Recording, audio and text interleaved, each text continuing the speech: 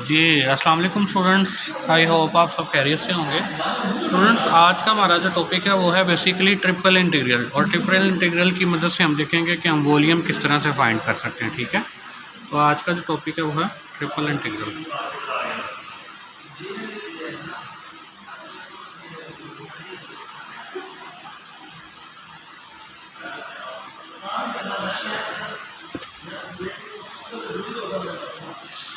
जी, तो स्टूडेंट्स हमारे पास एग्जांपल हम करते हैं। लेट्स से कि हमारे पास एक रीजन है जो कि बाउंडेड है बाय एक्स एक्सिस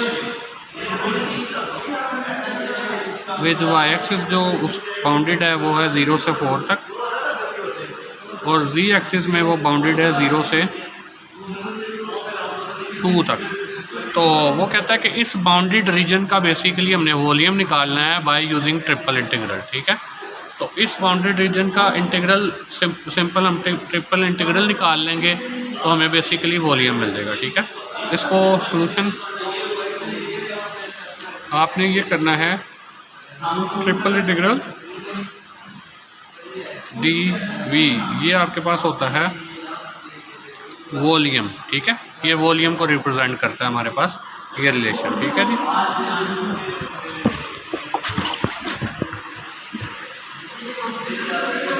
जी, तो अब हम बेसिकली इस फार्मूले को वैल्यूएट करना चाह रहे हैं। ठीक है, अब जो हमारे पास रीजन है वो बेसिकली ये है, x जो है 0 से 3 तक बाउंड है, y 0 से 4 तक बाउंडेड है, और z 0 से 2 तक बाउंडेड है। ठीक है, ये 3 डिमेंशनल 3D एक ऑब्जेक्ट है। आप कोई बॉक्स कंसीडर कर सकते हैं इसको कि एक बॉक्स है जिसका हम वॉल्यूम निकालेंगे बाय यूजिंग ट्रिपल इंटीग्रल। ठीक है, अब जस्ट आपने इधर इसकी लिमिट पुट कर देनी है। ठीक है, तो पहले हम यहाँ पे z की लिमिट पुट कर रहे हैं, वो है 0 से 2 तक। ठीक है, और मेरे पास y की लिमिट थी 0 से 4 तक, छोटी लिमिट पीछे आती है, बड़ी लिमिट ऊपर आती है। ठीक है, और x की लिमिट हमारे पास थी बेसिकली 0 से 3 तक। ठीक है, तो ये तीनों जस्ट मैंने लिमिट्स जो है वो पुट कर दिए। ये z की लिमिट है, ये y की लिमिट है, ये x की लिमिट है, और ये हमारे पास इक्वल होगा वॉल्यूम के। और यहाँ पे डी वी की जगह आपके पास आ जाएगा डी जी, चूँकि z की पहले लिमिट है, फिर डी वाई की लिमिट है, और यहाँ पे डी एक्स आ जाएगा x की लिमिट। ठीक है, इसको जस्ट हमने इंटीग्रेट करना है। इंटीग्रेट करते हुए जब डी जी की इंटीग्रेशन करेंगे तो ये z आ जाएगा। ठीक है, और यहाँ पे इसकी लिमिट आ जाएंगी 0 से 2 तक, यहाँ पे डी वाई और डी एक्स आ जाएगा, और x की लिमिट 0 से y की लिमिट 0 से 4 एंड x की लिमिट 0 से 3 एज इट इज आ जाएगी। ठीक है, तो ये जब इधर पुट करेंगे आ जाएगा 2। ठीक है, और माइनस z करके वो ख़त्म हो जाएगा, तो बेसिकली 2 आ जाएगा। ठीक है, 2 integral 0 to 4 0 to 3 D Y D X आ गया। ठीक है स्टूडेंट, आई होप कि आपको क्लियर हो जाएगा। इस 2 को हम बाहर ले जाते हैं क्योंकि ये कांस्टेंट है, और नेक्स्ट स्टेप में ये आपके पास बेसिकली क्या हो जाएगा, 2 0 to 3 इंटीग्रेशन एक्स की वैसे ही। अब जब विद रिस्पेक्ट टू वाई जब इसकी इंटीग्रेशन करेंगे तो वो यहाँ पे आ जाएगा वाई, और लिमिट्स आ जाएगी 0 to 4, और यहाँ पे आ जाएगा डी एक्स। ठीक है, अब दोबारा जब हम लिमिट पुट करेंगे तो ये आपके पास आ जाएगा 4 - 0, 4 आएगा, और 4 को मैं बाहर 2 से मल्टीप्लाई करके 8 लिख देता हूँ। ठीक है, इसकी जब लिमिट पुट करेंगे 4 - 0 आएगा, अब वो 4 बाहर जाके मल्टीप्लाई होकर 8 हो गया, और यहाँ पे वैसे ही आ गया। और अगेन यहाँ पे जब हम लिमिट करेंगे 0 से 3 तक डी एक्स की, तो ये आपके पास आ जाएगा x आ जाएगी, इसकी लिमिट 8x, और यहाँ पे आ जाएगा 3 और 0, तो ये 3, तो ये आपके पास बन जाएगा 24। ठीक है स्टूडेंट्स, तो ये बड़ा सिंपल सा क्वेश्चन था। पहले मैंने आपको एक सिंपल सा बताया कि ट्रिपल इंटीग्रल को हम बेसिकली सॉल्व कैसे करते हैं। ठीक है, अब नेक्स्ट हम एग्जांपल करेंगे जिसमें ज़रा थोड़ा सा हम रीजन डिफरेंट लेके हम इसको देखेंगे कि किस तरह से हम वॉल्यूम निकालते हैं। दोबारा से ज़रा एक दफ़ा इसको रिव्यू कर लें। ट्रिपल इंटीग्रल से बेसिकली हम कोई बाउंडेड रीजन हमें दिया होगा, उसको ट्रिपल इंटीग्रल की मदद से हमने उसका वॉल्यूम निकालना होगा। ठीक है, ये हमारा क्वेश्चन होगा। तो वॉल्यूम निकालने के लिए हमें जो रीजन दिया हुआ था वो x, y और z, ये तीनों इस तरह बाउंड थे, 0 से 3, 0 से 4 और 0 से 2 तक।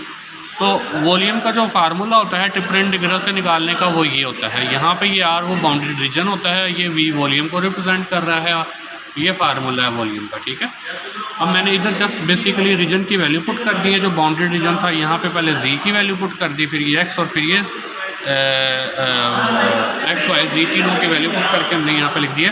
मेक श्योर आपने फ्यूबिनस फर्स्ट थ्योरम जो था उसमें हमने पढ़ा था कि अगर ये कॉन्स्टेंट्स लिमिट्स हों तो हम इनको आगे पीछे कर देंगे तो उससे कोई फ़र्क नहीं पड़ेगा, लेकिन अगर ये वेरिएबल लिमिट्स होंगी तो उसमें काफ़ी फ़र्क पड़ जाता है। तो इसलिए आपने थोड़ा सा ध्यान से जिसकी लिमिट होगी उसकी एक इंटीग्रेशन उसकी तरतीब से आपने करनी होगी, ठीक है।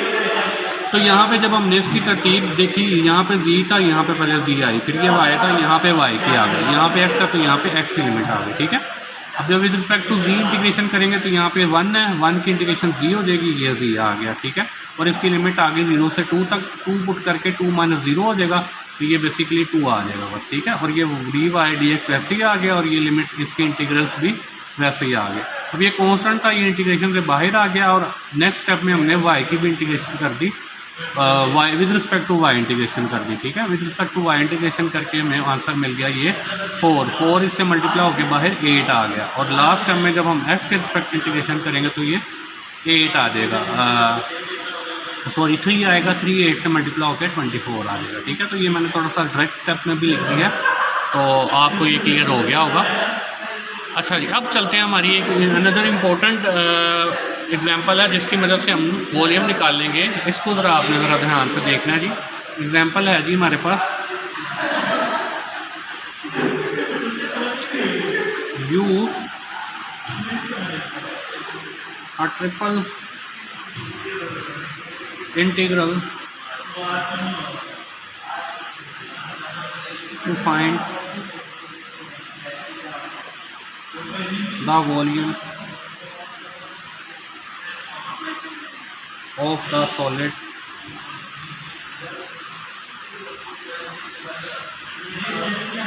टेट्राहाइड्रन। जो हमारे पास सॉलिड है वो क्या है जी, वो टेट्राहाइड्रन है, ठीक है।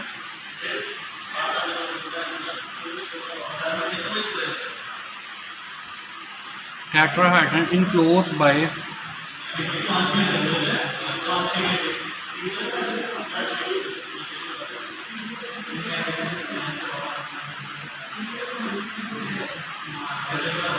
enclosed by this and the coordinate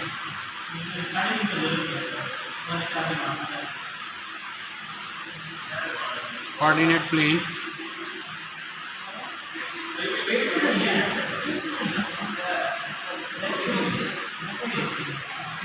ठीक है जी। तो स्टूडेंट्स हमारे पास जो क्वेश्चन है वो क्या है जी, क्वेश्चन ये है यूज़ अ ट्रिपल इंटीग्रल। हमने ट्रिपल इंटीग्रल को यूज़ करना है, फाइंड करना है वॉल्यूम ऑफ सॉलिड टेट्राहाइड्रन। जो हमें शेप है वो भी उसने बता दिया कि टेट्राहाइड्रन शेप है, ट्रिपल इंटीग्रल को यूज़ करके वॉल्यूम फाइंड करना है। अब जो टेट्राहाइड्रन है वो कहाँ से बनेगी, वो कहते हैं इनक्लोज बाय दिस, जो कि इस region, enclose by this region and coordinate plane this, और इस कोऑर्डिनेट प्लेन से इनक्लोज है, ठीक है। अब हम बेसिकली इसको थोड़ा सा पहले अंडरस्टैंड करते हैं, फिर इसको सॉल्व करना शुरू करेंगे, ठीक है। अब टेट्राहाइड्रन की बेसिकली हमने देखना है कि ये टेट्राहाइड्रन की बेस क्या है, ठीक है। अगर हम इधर से इस इक्वेशन की मदद से हम टेट्राहाइड्रन की बेस को देखना शुरू करें तो फिर हमें ये थोड़ा सा अंडरस्टैंड होगा कि ये किस तरह से होगा, ठीक है। अगर मैं सिर्फ एक्स एक्सिस और वाई एक्सिस को भी ड्रा करूँ, ठीक है। सबसे पहले मैं एक्स एक्सिस और वाई एक्सिस को ड्रा करते हैं, ठीक है। और मेरे पास जो थी टेट्राहाइड्रन जो थी वो इनक्लोज थी इस इक्वेशन से, ठीक है। ये मैंने बेसिकली टेट्राहाइड्रन इनक्लोज थी इससे और कोऑर्डिनेट एक्सिस इससे, ठीक है। अब मैंने बेसिकली ये इक्वेशन लिखी है यहाँ पे। अब मुझे पता है कि एक्स एक्सिस के ऊपर हमारे पास ये एक्स एक्सिस है, ये है वाई एक्सिस, ठीक है। एक्स एक्सिस के ऊपर वाई और जी दोनों वैल्यू 0 होती हैं, ठीक है। हमें ऑलरेडी पता है कि एक्स एक्सिस पे वाई भी 0 होता है और जी भी 0 होता है। तो जब मैं इन दोनों को 0 कर दूंगा तो एक्स की वैल्यू क्या आ जाएगी, एक्स यहाँ से मुझे मिलेगा 2, ठीक है। इसका मतलब है एक्स एक्सिस पे मेरे पास इस रीजन के अकॉर्डिंग मेरे पास एक्स एक्सिस पे वैल्यू जो है वो 2 है, मतलब यहाँ पे कहीं पे हम हैं, यहाँ पे x2 है और y और 0 ऑलरेडी 0 होते हैं। क्योंकि अभी मैंने सिर्फ एक्स वाई प्लेन डाला तो मैंने जस्ट यहाँ पे एक्स वाई कोऑर्डिनेट की ही बात कर रहा हूँ मैं, ठीक है। अच्छा, अब नेक्स्ट मुझे ये भी पता है कि जो जहाँ पे वाई एक्सिस होता है वहाँ पे x और z भी 0 होते हैं, ठीक है। तो x और z को जब मैं 0 कर दूंगा तो यहाँ से y हमारे पास क्या आ जाता है, 4 आ जाता है, ठीक है। तो यहाँ पे कहीं पे y 4 होगा, ठीक है। वाई की वैल्यू 4 होगी और ये हमारे पास पॉइंट जो होगा वो 0 और 4 को रिप्रेजेंट कर रहा होगा, ठीक है। तो ये बेसिकली लाइन जो है ना वो कुछ, अगर हम एक्स वाई प्लेन में इसको ड्रा करेंगे तो ये बेसिकली एक्स वाई प्लेन में कुछ इस तरह से हमारे पास एक रीजन आता है जो कि ये रीजन है, ठीक है। ये एक्स अलोंग एक्स एक्सिस इसकी वैल्यू है और हाइट जो है इसकी अलोंग वाई एक्सिस जो है वो ये है। ये बेसिकली हमारे टेट्राहाइड्रन की बेस है, ये टेट्राहाइड्रन की बेस को रिप्रेजेंट कर रहा है। अब अगर इसी चीज़ को हम 3D में ड्रॉ करें तो हमें थोड़ा सा ये मज़ीद क्लियर हो जाएगा जो कॉन्सेप्ट हम टेट्राहाइड्रन के बारे में देखना चाह रहे हैं। मैं बेसिकली इसको 3D में प्लॉट कर रहा हूँ, ठीक है। ये मेरे पास यहाँ पे एक्स एक्सिस था, इसको मैं एक्स कह देता हूँ, इसको वाई कह देता हूँ और इसको मैं जी कह देता हूँ, ठीक है। अब अगर हम देखें तो मेरे पास एक्स वाई प्लेन में ये बाउंड्री थी, तो ये कुछ अगर मैं इधर भी इसी तरह ही इसको मैं ड्रॉ कर दूं तो ये कुछ एक्स और वाई में कुछ इस तरह से ये रीजन था, ठीक है। ये बेस की टेट्राहाइड्रन की, और लेट्स सपोज हम कर लेते हैं ये बेस की हमारे पास एक्स वाई, इसी फिगर को मैंने 3D में अभी यहाँ पे लिखा है। अब मैं जी एक्सिस में लेट्स सपोज करता हूँ इसकी हाइट जो थी ना टेट्राहाइड्रन की, लेट्स सपोज यहाँ पे कोई पॉइंट था यहाँ तक, ठीक है, मैंने अभी लेट किया, ठीक है, इसकी मैंने अभी एग्जैक्ट वैल्यू नहीं देखी। तो अगर मैं इसकी हाइट ये कह देता हूँ तो इसका बेसिकली जो 3 रीजन बनेंगे, एक ये बन जाएगा हमारे पास स्टूडेंट्स, एक ये वाला है, ठीक है, ये वाला रीजन, ठीक है, ये वाला, दूसरा रीजन ये वाला होगा, ठीक है, ये वाला, जबकि तीसरा रीजन जो हमने ऑलरेडी बेस थी वो ये थी, हमने ऑलरेडी इसको ऊपर डिस्कस कर लिया था, ठीक है। स्टूडेंट्स दोबारा से ज़रा मैं पहले जा रहा हूँ आपको पूरा एक्सप्लेन करने के लिए। क्वेश्चन है, use a triple integral to find the volume of the solid tetrahedron enclosed by this and plane this. ये बेसिकली प्लेन की इक्वेशन यहाँ से ही निकली है, बेसिकली हमने इसमें से जी को सेपरेट कर लिया और ये हमारे पास इक्वेशन बन गई है, यहाँ से यही बनी। अब बेसिकली मेरे पास मेजर इक्वेशन ये वाली है, इस इक्वेशन को यूज़ करते हुए हमने टेट्राहाइड्रन की इक्वेशन बनाएंगे और उस टेट्राहाइड्रन का हमने वॉल्यूम निकालना होगा, ठीक है, इस इक्वेशन की मदद से। इस इक्वेशन को मैंने यहाँ पे दोबारा लिख लिया, 2x + y + 7 + z = 4। पहले मैंने इसकी बेसिकली एक्स वाई प्लेन में डिस्कशन करने के लिए मैंने जी को 0 कर दिया, ठीक है। तो इसका मतलब ये है कि पहले एक्स और वाई प्लेन की बात हो रही है।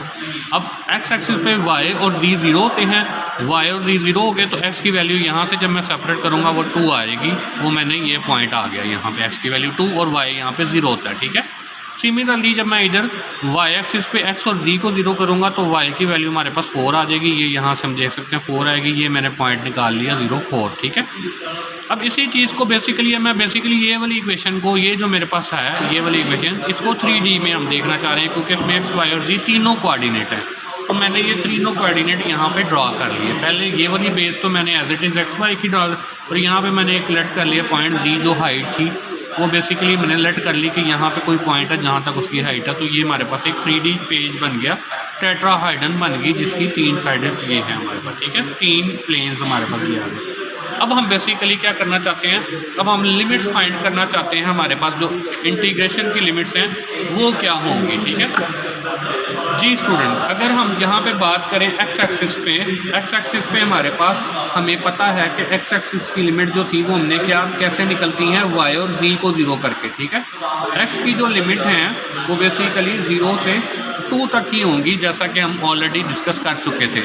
अब इम्पोर्टेंट पॉइंट ये है कि वाई की लिमिट्स बेसिकली क्या होंगी। अब वाई की लिमिट 0 से 4 नहीं हम कर सकते क्योंकि वाई 0 to 4 एक इस पॉइंट को रिप्रेजेंट कर रहा है, लेकिन हमारी वाई जो हाइट है वो डिपेंड कर रही है ये लाइन के ऊपर, ये वाली लाइन, ठीक है ना, ये लाइन हमारी ऊपर हाइट के लिए जा रही है और ये डिपेंड कर रही है एक्स की वैल्यूज़ के ऊपर।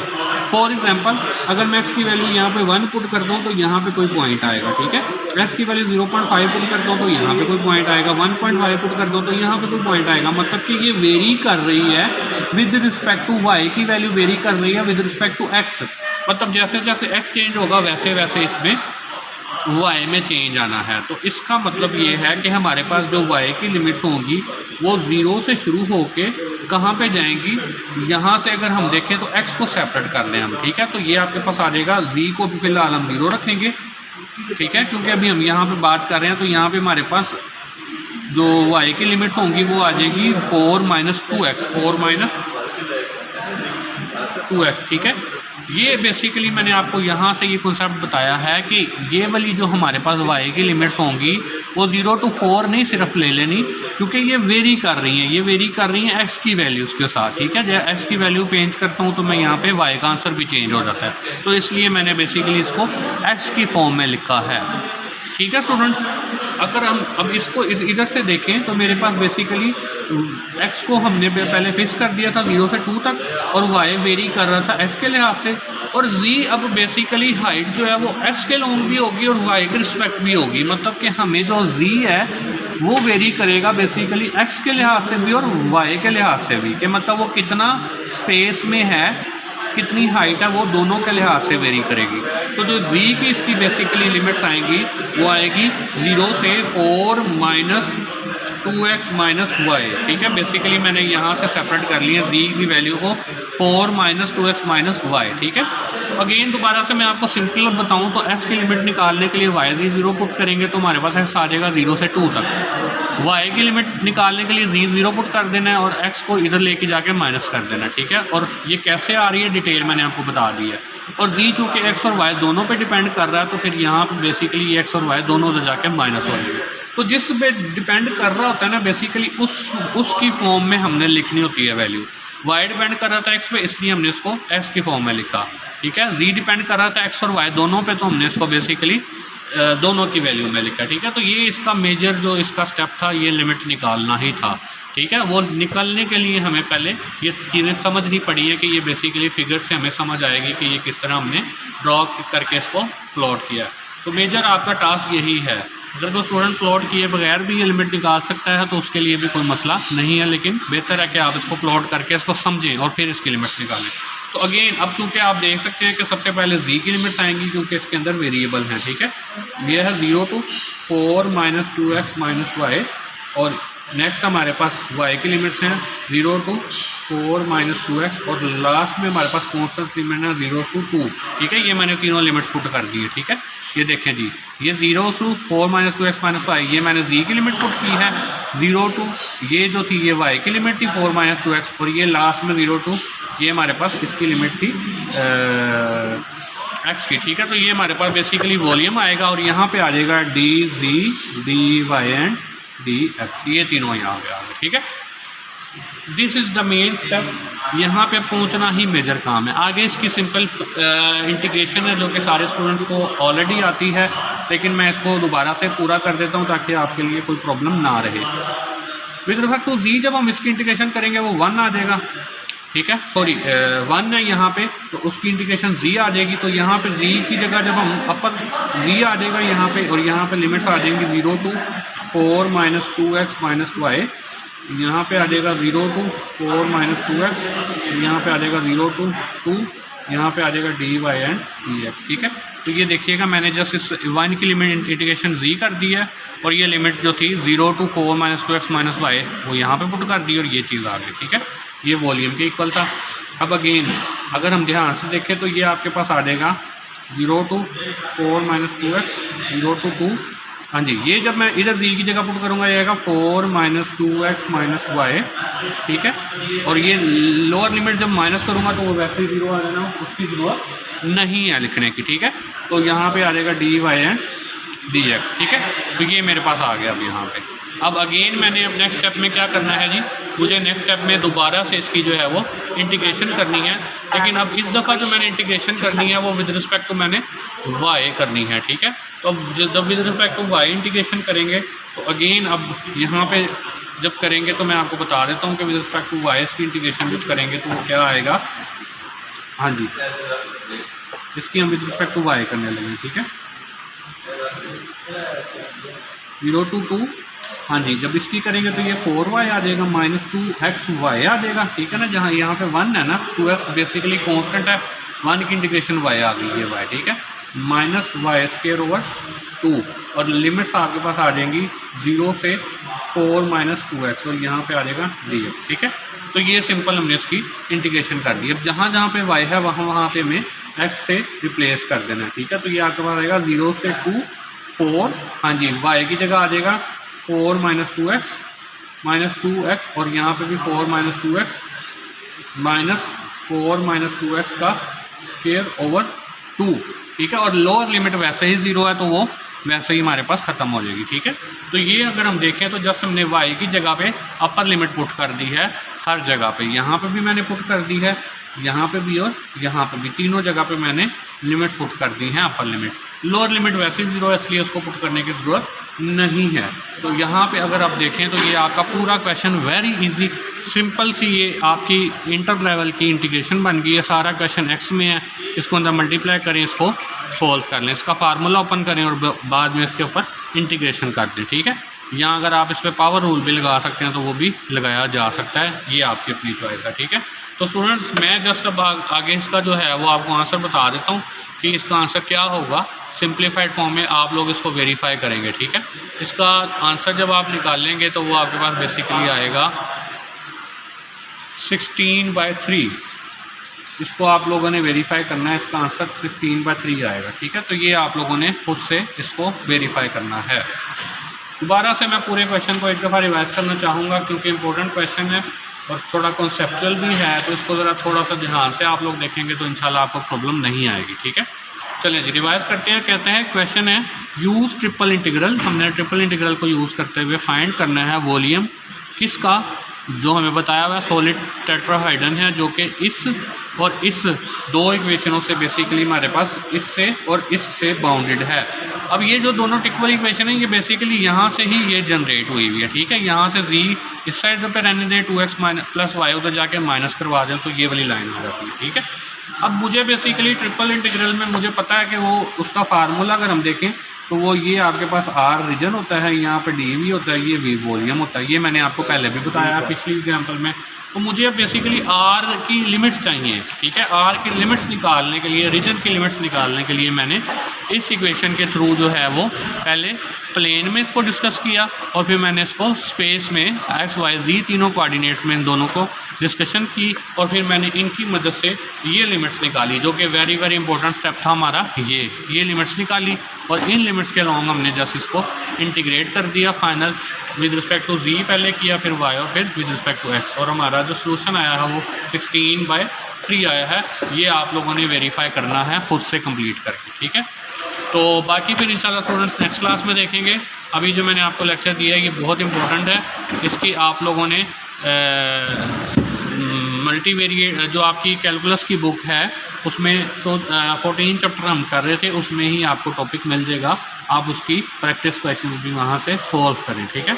बाकी फिर इंशाल्लाह हम नेक्स्ट क्लास में नेक्स्ट टॉपिक से डिस्कस करेंगे। ओके जी, अल्लाह हाफिज़।